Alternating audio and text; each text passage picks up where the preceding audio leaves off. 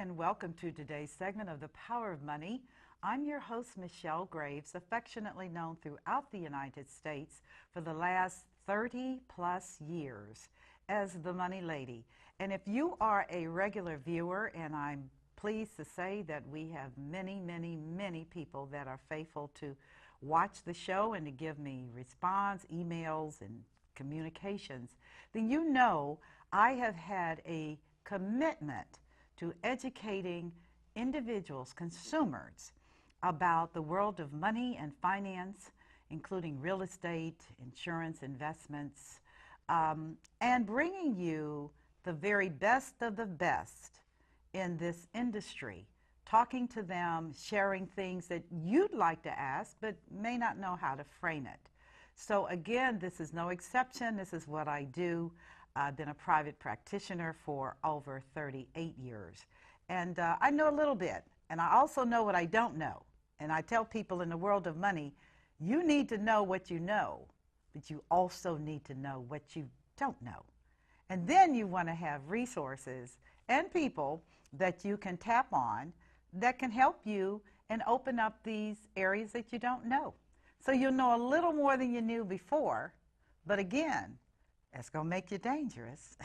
You need to know that these are people that you can use for your own benefit so that you and your family can prosper. And you can leave a legacy for your grandchildren and great-grandchildren. It says that, these were wise people. These were thoughtful people. Today is no exception. We're doing part 2 of my conversation with Jeff Hendricks, who is an insurance agent who has specialized in the field of offering healthcare options for individuals, primarily seniors, through the Medicare venue. And last week when we interviewed him, I ran out of time. So I said, you gotta come back so I could finish the show, because Medicare is such a vital area in forward planning for retirement and seniors. And I would venture to say that Medicare stands right alongside Social Security in getting an understanding for seniors today, particularly the 78 million baby boomers, of which I am one, who are now stepping onto the scene in the area of healthcare as we age. So I brought back Jeff Hendricks again to talk about this subject, and without further ado, we're going to get into this because, again, I don't want to run out of time. I want to get this done, make sure you got all the information you need to make those decisions for yourself. Great success. How are you? Well, I'm fine, Michelle. Good to be back again. Oh, I appreciate your willingness to come back again, but we ran out of time. Well, in order to put everything that I have learned over the years about how to prepare people for receiving Medicare benefits, it really is a subject that takes more than an hour. I absolutely agree, but didn't that hour go fast? Yes, it did. And we talked quite a bit about Medicare, the history of Medicare, yeah. How Part A covers things that happens in the hospital and the skilled nursing facilities and the hospice care, and how the Part B of Medicare is the part that covers the doctor services, tests that happen outside of the hospital.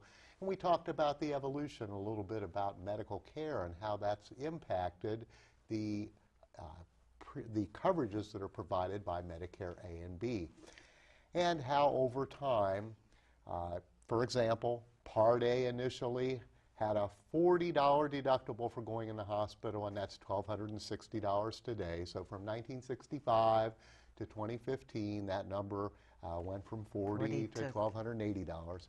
Part B had a whopping $3 premium and no deductible, and now today the premium is $147, and there is $104.99, and it's $147 deductible. Got those hundreds going on there, so those can be confusing. Can we for those who didn't watch the first part, and I will also add, if the camera can come to me, for those of you that missed part 1, you can go to my YouTube channel, The Power of Money. Just type in Michelle Graves, The Power of Money, and by the time this program airs, if you missed part 1, whether you're in Atlanta or Ohio or Indiana or wherever, Michigan. If you miss part one, you can also watch it on YouTube and get caught up. But can you just, for the benefit of our viewers, just go through what is Medicare? All right. Medicare was signed into law in 1965. It was part of the Lyndon Johnson Great Society. But Teddy Roosevelt, clear back in 1912, had a vision of being able to, the government being able to provide the essentials of health coverage for its American citizens. So that is something that had been, I guess you would say, on the back burner, and President Kennedy wanted to fast track it, and then when he died, Lyndon Johnson basically got the legislation passed. And again, Harry Truman was the first recipient of the first Medicare coverage, which was symbolic. Yes, and I think so. He was a great president. And the first coverage that was provided actually was that was Aetna. So from 1965, when, as we talked on the first episode, most things happened in the hospital, and the Part A of Medicare was the driving force. Back then, if you got sick, the doctor maybe came to your house. They certainly weren't ordering you up to have an MRI at an outpatient facility. So things were simpler then, and the needs of Medicare in order to provide for our citizens has changed over time, and there has been, since the passage of the Affordable Care Act of 2010, there have been a number of things that have been done to strengthen Medicare so that going forward it's something that we can count on. That is very, very, very important, because under Medicare you have to be age 65. That's correct. Unless one has certain disabilities that qualifies one for Medicare prior to that. For most people, it is an age 65 event. Okay, got it. So we talked about Part A, which deals with primarily hospitalization. Correct. And then we talked about Part B, which primarily deals with doctors, correct? Doctors, anything that happens outpatient, even things that happen in the hospital that are considered to be on an outpatient basis. Those are all part of the coverages provided by Medicare Part B. And then Part D, which was? Part D, which is prescription drug coverage, which was brought out in 2006 by President George W. Bush, and was offered by private insurance companies, and to this day, the Part D prescription drug coverage has been strengthened, has been revised, and has been crafted by the Centers for Medicare and Medicaid Services, working with the insurance companies to provide the coverage that people need. Okay, and that's Part D. Yes. So the question is, what if there'd been no Part C, which we're going to get into? Would drug coverage have been instead of Part D for drug, which sounded pretty natural? Would drug coverage have been Part C? Maybe so. Because government likes to keep things going down in that sequential order. However, in 1997, the Balanced Budget Act created a type of Medicare which is known as Medicare Advantage today. It's the alphabet letter is Medicare Part C. And C as in cat. Yes, and in its infancy, it was called Medicare Plus Choice.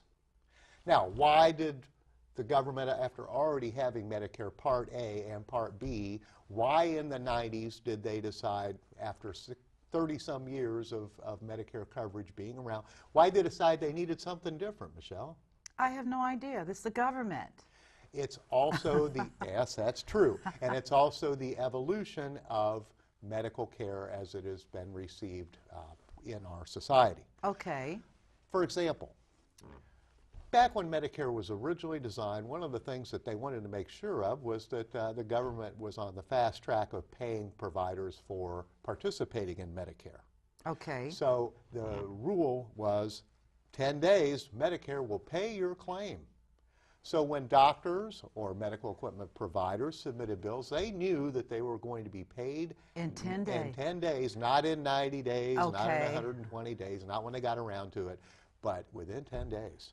Wow. So, because of that, as things started happening in the Medicare field or in the medical field, there was a lot of differences between the bills that Medicare was receiving for the exact same procedure, whether it was from a doctor Wow. across town or across the state. If one doctor billed $400 for a procedure and another doctor billed $800, or if it was $2,000 and $4,000, Medicare had 10 days to pay that bill. So those bills got paid. Okay. So because Medicare, on the backside of that, did their audits and said, hey, we don't have any uniformity in how we pay our providers for services, which can be, as I said, even across town, there can be a big difference. Without any standardized, computerized coding and all the things, the niceties that exist today, the government looked at what insurance companies were doing, as in the 80s, insurance companies were forming networks where they were getting contracts signed with doctors and with hospitals that said, hey, if you're going to have your rotator cuff repaired, it's going to be this much we're going to pay, whether you're over here or whether you're over there. There were certain geographic constraints, but the idea of having a level reimbursement field appealed very much to the government because, as always, using taxpayer dollars wisely is an important thing for our government to do. And I think the standardization of charges would make the administration of payment easier, wouldn't you think? Oh, exactly. Okay. Exactly. Okay.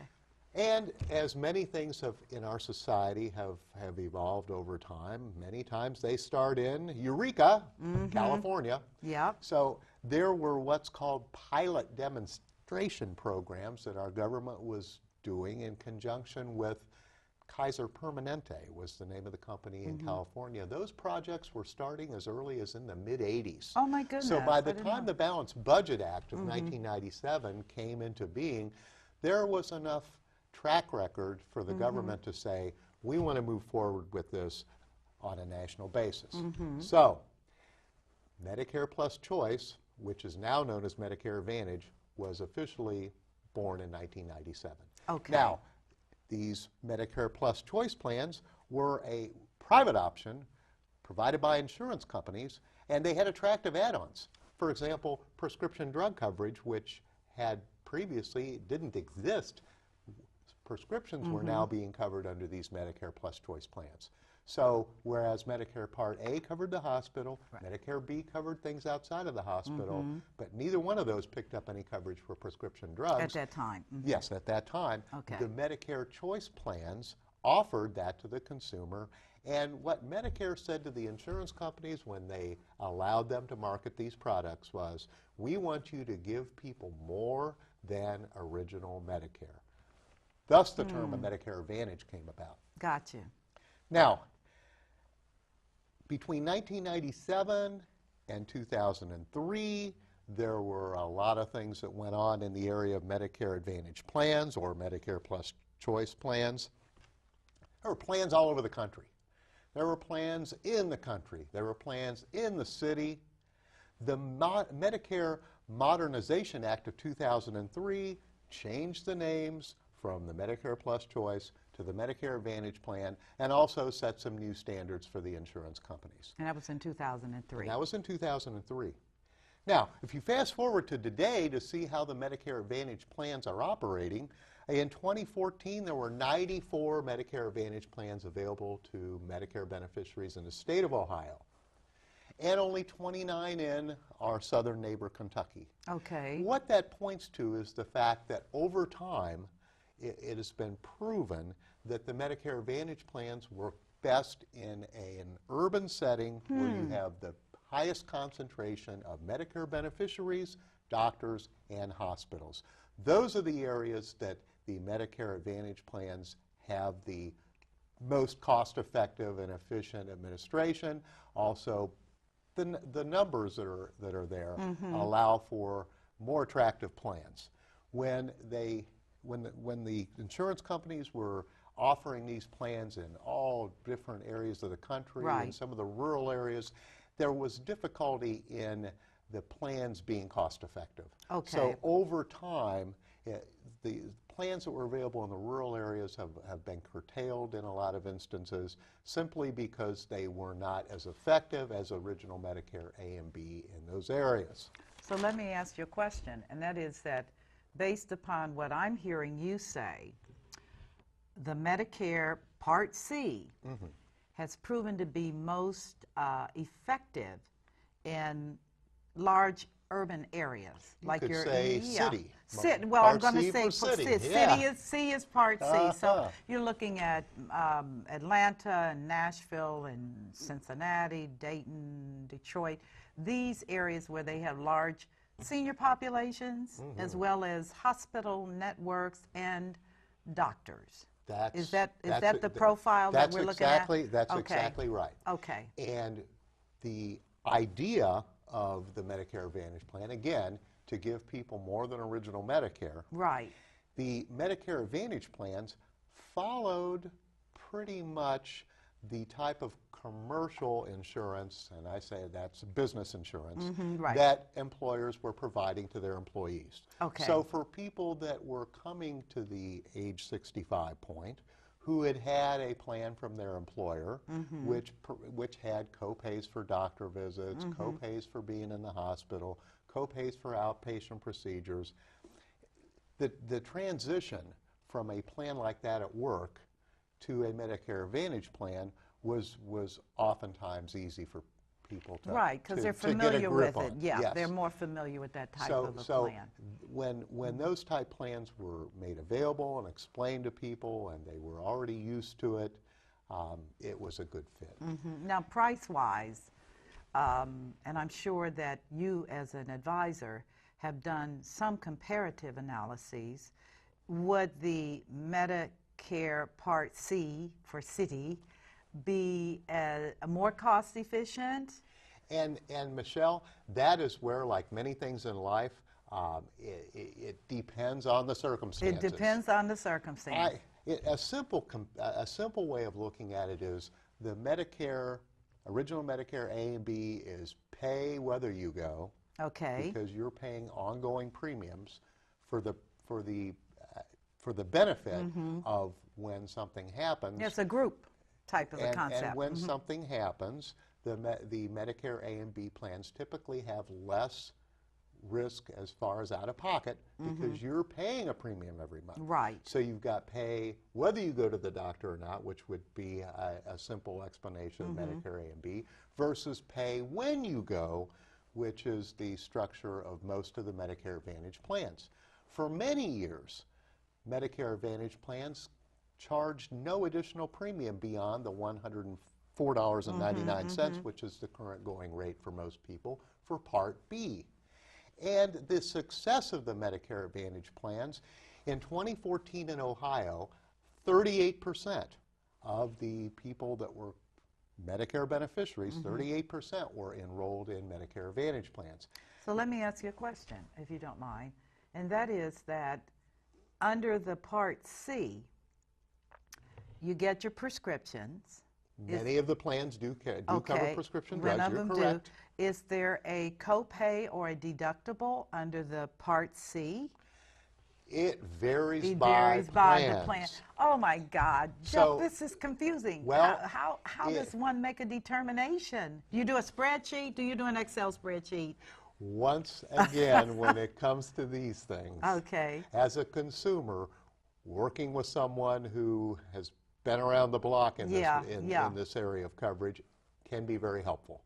Now, companies have seminars for people to come and receive information in a public setting, but many people, when it gets to the nitty-gritty, like, well, I don't really want to talk about the drugs I'm taking. I don't really want to talk about my conditions, but I'd kind of like to know about them, how the plan's going to cover it, what my prescriptions are going to cost. Those things oftentimes are best handled on a one-on-one situation with an agent. But can I say something? Absolutely. There's 78 million baby boomers. Yes, there There are. are not 78 million agents. And you are absolutely right. And to be able to do a fair comparative analysis, which would have to be done with a person such as yourself, the numbers just boggle the mind. And of course, I can say selfishly, well, that's their problem, it's not mine, I'm going to get mine. But the reality is, in terms of implementation, how can this be a successfully executed program if you've got so many what ifs and caveats? Well, for some people it's the luck of the draw. And, oh, man. Medicare.gov is available for people to enroll in any of the plans that are available in their area. Really? On the Medicare.gov website. They can enroll right there. Yeah, and there's a plan finder, which allows someone to put in their zip code in their county, and it will show not only the Medicare Advantage plans that are available, but the prescription drug plans that are available to assist someone in looking at it and saying, okay, on the Medicare.gov site, there's information about the star ratings, which are the rating systems which we'll talk about shortly. There's information about if the plan has an additional premium. Beyond what you're paying Beyond the monthly. original Medicare Part B. It'll tell whether it covers prescription drug coverage or not. It will tell co-pays for doctor visits, co-pays for hospitals. So there's a lot of information that is available on the Medicare.gov site. But when it comes to spreadsheets, yes, Medicare does not, because of the differences between the plans, we have to present each product separately so that you can see the benefits of each without laying them all out and saying, okay, da-da-da. And that is a process that takes a little bit longer time than if one could just print out a spreadsheet and say, okay, here they are. And the reason they don't is because each plan has nuances which do not readily lend themselves to a spreadsheet comparison. And that's where, when you're dealing with someone that knows the ins and outs of each plan, it really helps. And it's difficult because most companies will employ agents that will talk about their specific plans. Only? Only, yes. I don't like that. Well, I understand why the companies do it, because there are 78 million people, and they want to get it. They want to offer every available avenue they can, whether you enroll on Medicare.gov site, whether you call the company direct, whether you send in an application from something that they mail you, or whether you speak with an advisor like myself who has been through the process of being certified with multiple companies so that I can speak intelligently about them and speak legally about them. I was going to say. Which is an important part of the process that the Centers for Medicare and Medicaid Services uses in order to allow for information to be given, but making sure that it's given in the right manner. There are definitely many hoops that we as professionals offering coverage for people who are looking for their Medicare options. There are a number of hoops that we have to jump through, which makes it more professional and perhaps keep some people that might not have the same level of passion for the product and integrity to get involved. Yeah. It keeps a lot of people out. Now, what has been happening in those Plan Cs, one of the things is, since 2013, many of the plans have increased the what's called maximum out-of-pocket, which is a financial protection number. Remember when we talked about Medicare Part B, and I said Medicare Part B is a plan that has co-insurance, meaning the government participates and 80% of the claim, the individual pays 20%, but there's no point where that 20% is done. Right. You could pay 20% of whatever the number is, whether it's $400,000, that can be an expensive 20%. Yes. So, with the Medicare Advantage plans, they have what's called maximum out-of-pocket. A cap. A cap. Okay. Those numbers now vary between, I've seen as low as $3,200 and the amount that Medicare recommends as their cap is $6,700. So, looking at a Medicare Advantage plan saying, hey, I'm going in with a zero premium, I've got a $10 or a $20 or a $25 primary care copay. If I go see a specialist, I'm paying $40 or $45 or $50 for a copay. Those copays go towards that maximum out of pocket, but those maximum out of pockets in the calendar year, as I said, have gone from they were in the 3,000 to 3,500 range, and now, like I said, many of them are 6,700. So when you look at which is more cost effective. Right, because people are going to make value judgments. Right. Right. One turning 65 could say, well, hey, I'm going to spend somewhere between $170 and $200 a month for a Medicare supplement and a prescription drug plan, versus here's a Medicare Advantage plan that has a zero monthly premium but has a $5,900, for example, maximum out of pocket. A year. I could spend $5,900 if I had the absolute worst medical year. If I have a typical year, then maybe my expenses are, $100, $200. But can I ask a question, not to interrupt, because I've got a number of questions that I'm looking at. The thing that comes to my mind is we know, and I know that the government knows this because they have specialists, as a person ages, their health continues to deteriorate. That's a normal part of the body aging. Things begin to happen with more frequency and with greater expense. So if you have, if you do just a part A, B, and D, and you take a small Medigap plan, your out-of-pocket may be less than going into a, I could see the C plan being skewed toward people that have greater probability of having health conditions, and then they have coverage for that whole, so to speak, that $6,000 whole. Is that what's happening today? What's happening today is people make determinations for their coverage based on what they look at their individual health history, and for some people who have been blessed by God with great genes, their expectations of their future health needs being minimal based on their prior history will lend them to look perhaps more towards the Medicare Advantage plans due to the fact that, again, it's pay when you use it versus pay I got it. whether you use it. Whether you use it, okay. So for some people, the idea of, hey, I'm going to budget this much for my Medicare AB, my prescription drug coverage Part D, and I'm going to buy a Medicap plan. I'm going to pay those premiums every month because I like the security of knowing that if something comes up, I'm not going to have a disruption in my financial affairs. Right. Then there are other people who either are blessed with the health or they perhaps are blessed with the finances, which allows them to say, I'll take that risk. If I have a bad year, this is a mess that's going to cost me. And again, some of the plans still have $3,900 maximum out of pocket in a calendar year.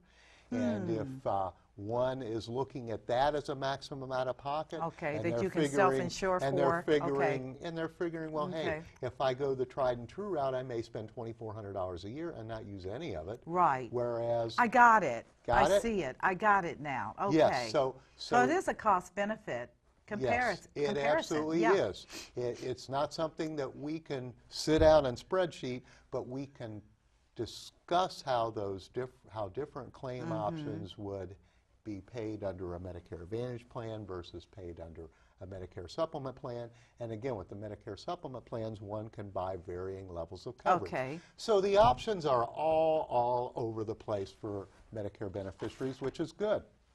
Yes, but it's very confusing, Jeff.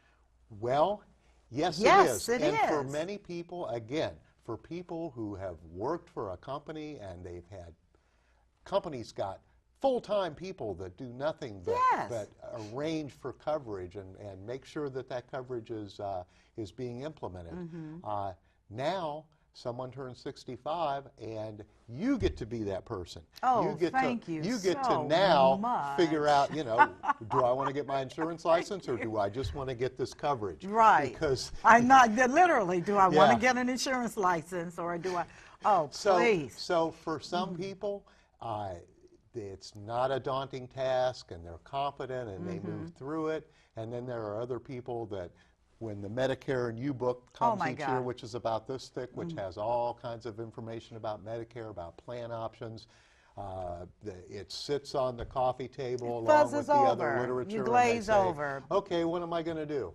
And for people that pick a plan, many times they'll stay in that plan unless there's really a big disruption because, my gosh, I had to go through what I had to go Right, through to the figure pain out what I was doing the association. first I time. mean, geez. And I meet with people, then they agonize, and they start 6 months before they're turning 65 getting information. And I had a phone call yesterday from someone who says, I just want to make sure because this is an important decision and I want to get it right.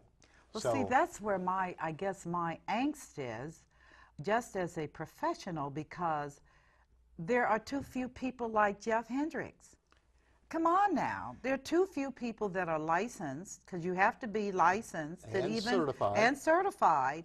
And I don't have any interest in doing that. This is too much. I mean, but given the numbers of people and the real expectation, how does one make practical, sound decisions when everybody's situation is different? And that's when... And then you can't even charge. And I we d- do receive a fee that's paid by the insurance companies. I'm Yeah. glad you brought that up. Okay. Because there have been companies that charge people $100 or $150 to Assess.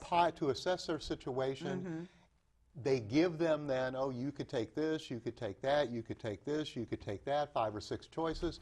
They've spent $150 and they've still got 6 choices that they've got to make figure anyway. out. And you know, so spend zero with an agent who is licensed with multiple companies who And can help you certified. make those decisions. Yes, and of course the certification process, which while many people will be doing other things in July and August, agents that are going through the certification process to be able to offer these plans, because the plans start 10/1 as far as the period of time when we start moving people into the 2016 plan information and helping people make changes from 2015 to 2016 plans.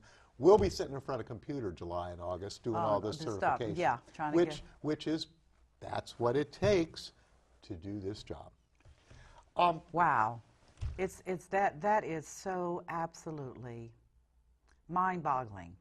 And I say this because subconsciously and consciously, I am dreading, and that's 2 years from now. I have to make those choices. And frankly, I'm not going to do it. I'm going to call you. I'm just not. Because it's too much. It's too much. And the thing that might be right for you if you were 65 in 2015 may not be the right thing for you in 2017. My goodness. That's where, as consumers, every year you Something have the changes. possibility of your plan either getting different that's good or different that's not good. So, quality of the Medicare Advantage plans is something that the Centers for Medicare and Medicaid Services are they're very focused on making sure that providers, that insurance companies, that hospitals, that doctors, that nursing homes meet the grade. So the star rating systems Okay. have been developed. They actually started in 2007.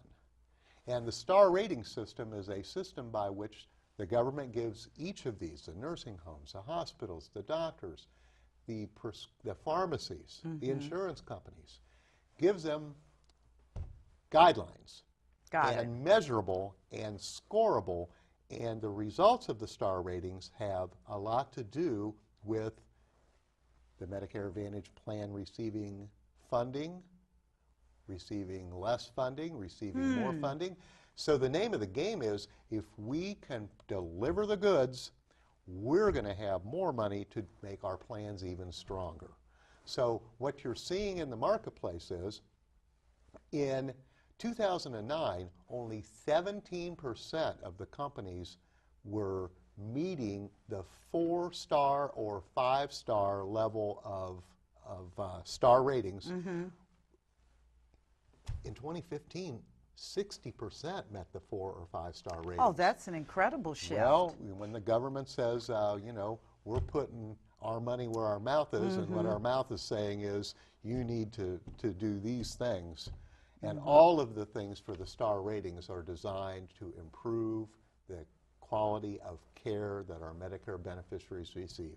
Because the higher level of care, the better health, the better outcome, the less expense it is to the taxpayers. That makes good sense. Now, my question, of course, on the star rating is this what are the criteria? Can we look at the criteria to determine how they rated them? Yes, there is information available on Medicare.gov. Okay, that's there. Yes, and some of the most important parts of the star ratings as respects the insurance company Medicare Advantage plans is, are people getting their preventive tests? Are women getting their mammograms? Are men getting their PSA tests?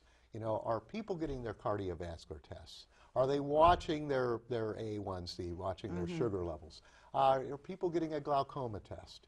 Are people getting their flu shots and their vaccines? So Medicare has such an emphasis on this that the preventive services that are covered by Medicare at 100% include the things that we're talking about. Screenings for diabetes, screening for glaucoma, screenings for the cardiovascular. So the Centers for Medicare and Medicaid Services says, okay, insurance companies, here's what we've got for you to work with. Here's the things that we would like you to do. And then the insurance company's job is to deliver the goods by encouraging their members to make sure that they are aware of their tests that they can get. And insurance companies also have been able to incentivize those by, believe it or not, offering rewards. So when the insurance company will offer a reward for you getting a mammogram? Okay, let me give you an example, not mentioning the insurance company. For people that go get their annual wellness checkup, which is a meeting with your doctor where the doctor discusses the different preventive services that are available and picks out the ones that you need to focus on. You can get a $15 reward card that'll be it'll be to a, they had Starbucks, they had Subway. Caffeine even. They had Subway, they had Amazon.com. Yes, I mean, they traditionals, say, go see your doctor. There's no charge for the visit, and we're going to will reward give you with a $15 reward card once we have evidence in our system that you have completed that. So the importance of these screenings, the importance of the screenings is so high that the insurance companies are incentivizing people because, let's face it, people like getting rewards. Oh, they do. We are we love those yes. little plastic cards from gas on up. So the government will rate, let me just summarize. They have a rating system, a 4-star, did you say? 4 and 5-star plans are the plans that receive the highest degree of funding, which in turn allows them to provide more benefits for their members. There is a system of determining when you, as a Medicare beneficiary, are eligible to enroll in a plan. And these enrollment periods have been highly defined by Medicare. For most people, October 15th to December 7th is the period of time each year where one can make a change in their Part C Medicare Advantage plan or their Part D prescription drug plan for the following year. For most people, those two things, yeah, for those, for Part C and Part D, most people have from October 15th to December 7th. That's a lot of people making changes in a short period of time. But for people that miss that window of opportunity and they find out at the beginning of the next year that, oh, there was an annual notice of change booklet that came out in September from the insurance company. It was about this big, had all the changes in it. Didn't open the book, still got the plastic wrap around it, didn't know that the plan was going to have a premium for the following year. Oh. I get the phone call, how come this plan now has a $45 premium when it was, well, this was free? Well, first off, we don't use the word free. We say it was zero cost, sir, but right. yes, it does now have a $45 premium. Well, what can I do? Well, if you're in a Medicare Advantage plan, you have a period of time from January 1st, February 14th to go back to original Medicare. Once again, all of these timelines. I'm listening to these timelines. All of these specifics that are do's and don'ts are things that, for the layperson, it can be very confusing. And for someone like myself, we have to be on it as far as knowing, for example, the 36 different special election periods that void those periods, that give people an extra opportunity to enroll in the period that is outside of the open enrollment. Yeah, the open enrollment period. So if it's outside, you can go out of your C plan to the general plan. But you can't go from a C to another well, C. Yeah, it's confusing. You can go from a C to a C, or you can go from a D to a D in that open enrollment period. But in January, you can go from a C to an A and B in a Medicare supplement and a Part D. And before your head starts to explode, I will just say that the 5-star ratings, there's not a company in our area that has a 5-star rating yet. But the first company that gets the 5-star rating will be able to offer their plan year-round. Really? So that if someone is in a plan where there's a change that they're not comfortable with, at one time a year, once a year, they can elect the 5-star option and change to that company. So but they're what kind of incentive is there for insurance companies to get to 5 stars is what I want to know. Major. Big. Major. Yes, big time. Major. So big time. let me, but you say as we speak, in our area, there are no 5 stars. At this time. At this time. And whether there'll be one for 2016 is stay tuned. I will stay tuned. I will stay tuned. This is still, and I understand what you're saying, and I understand the role that you play in terms of sorting out all of the fine print, because coming out of banking and insurance and finance, people have credit cards where they've never read the print.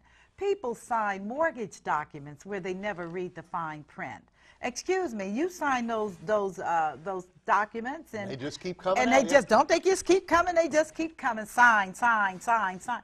And then you go back and you're like, holy moly, I signed that. And it just seems to me that, and I'm not a government official or anything like that, but it seems to me that there is an absence of equity here.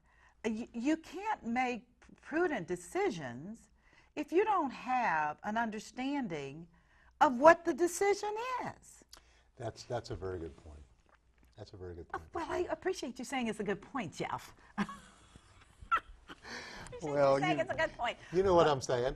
I agree with you entirely Okay. because I've seen the backside. Okay. I've seen like I said, the person that finds out in January that they've got a premium. The person that finds Now, out. how do you write a check to them? How do you find that you have a premium? You get a bill in the mail and you say, get a bill in the mail. well, wait a minute, I don't, and sometimes it's, oh, that can't be right, and pitch it, and then the next month, instead of 45, it's 90, and then 3 months later, it's, Jeff, do I have to pay this $270 that they say I owe? Yes, you do. And that's not something that someone wants to get caught in. So once again, the annual report that comes out that tells about the changes that the plans are going to have for the upcoming year come in September. That's in September. So in September, it gives you as a Medicare beneficiary an opportunity to say, okay, I got this big book here. Let me open it up. The changes are supposed to be in the first few pages. Let me see if I can make sense of this. Uh-oh, it's losing me. Better call Jeff or better call who it is I'm dealing with and ask them what the real skinny is on what happened to their plan. Is there another plan that fits their needs better? Those are the things that we have to be on top of, but we can't reach out to the people to the extent that some people would say, well, why didn't you call me? Why didn't you tell me? Well, we've got from October 15th to December 7th for everybody. So agents send out letters, agents send out postcards saying, hey, annual enrollment period, open enrollment is coming, you know, please contact us if you have questions about your plans. But you know how people get so much mail. Well, so it's in the consumer's defense, I say, people think, I just looked at all that last year. Yeah. Don't make me do that again. Exactly. Torture is not fun. But that is it's just a watchword, you know. Just as you are trying to watch your business, you got to watch those Medicare plans each year to make sure they still meet your needs. So, absent a clarity of understanding about documents that look intimidating and read governmentalese, how does one, absent of yourself, and I say this in no disrespect for you, but I keep thinking of all these millions of people who are like, ah, and then I look at you and you're a successful practitioner, a man of honor. How does this get worked out? I mean, you have a wife, you've got a life. There's a limited capacity for numbers of people that need your help. This is where the system set up as it is makes it difficult for everyone. However, with all the moving parts, with all the changes that happen in you know, over the course of a year, a hospital renegotiates their contracts with the insurance companies. That changes pricing. Prescription drugs change in price, and there are a number of new prescription drugs that have come out that are just extremely expensive. And because of the fact that, you know, we have the best healthcare system in the world, and because we are cutting edge, for example, there are new medications now that have been authorized, and the Centers for Medicare and Medicaid Services has said, this has got to be in the drug plan for 2015. A specific medication called Sovaldi, which is for the scourge of hepatitis C, which hepatitis C has had a resurgence due to the unfortunate drug use in our country, the IV drug use. So the cost of hepatitis C can lead to liver transplants, which are extraordinarily expensive. So the government says, well, let's make this new medication available to people that have hepatitis C. Well, the average cost of that treatment can be $80,000. $80,000. Yes, and that's just one of the types of medications that's being developed for specific, some of the cancer drugs, some of the immune system drugs. Play this out for me. Play this out for me. You got a 68-year-old male with hepatitis C, and he is under the traditional Medicaid. Whether he's under a Part D prescription drug plan that he's bought in conjunction with a AB Medicare supplement situation, or whether he has a Part D that is part of a Medicare Advantage plan, that 68-year-old who has this hepatitis C is going to be able to receive treatment under that Part D drug plan, an expense that previously had never been seen to the extent that it is projected to be seen. So how much would he have to pay, may I ask?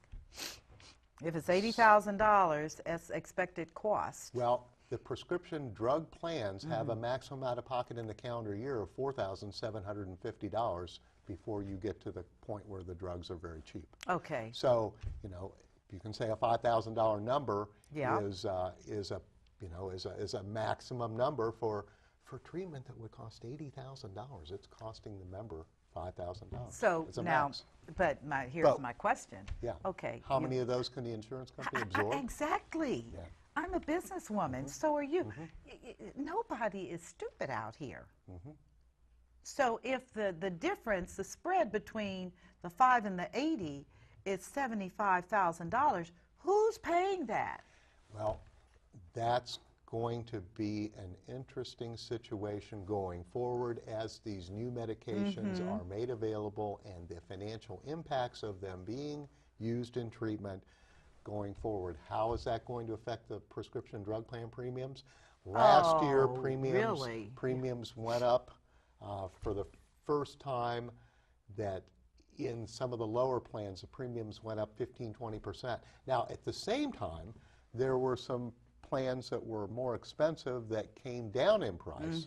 So the overall effect, when they look at the average cost, wasn't really seen to the extent that it could be in the future. So this is one of those we don't know. Ooh, we don't know, and I don't feel good. Well, listen, would you believe our time has run out again?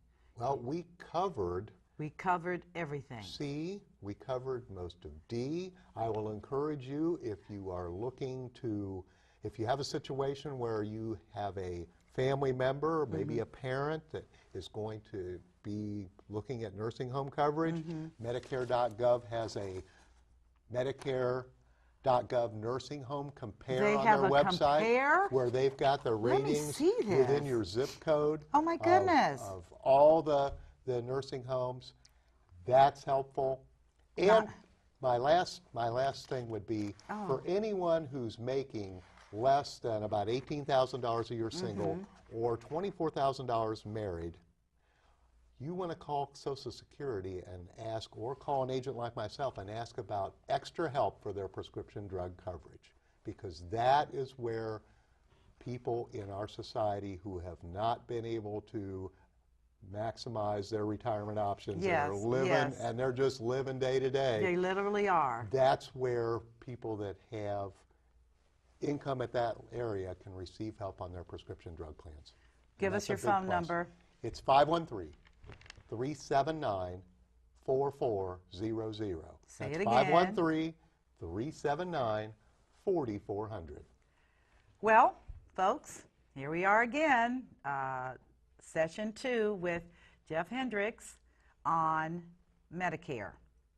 And I want to encourage you to, again, if you've seen it and you want to see it again, check your YouTube channel and see if you can upload it. If you got questions, give him a call.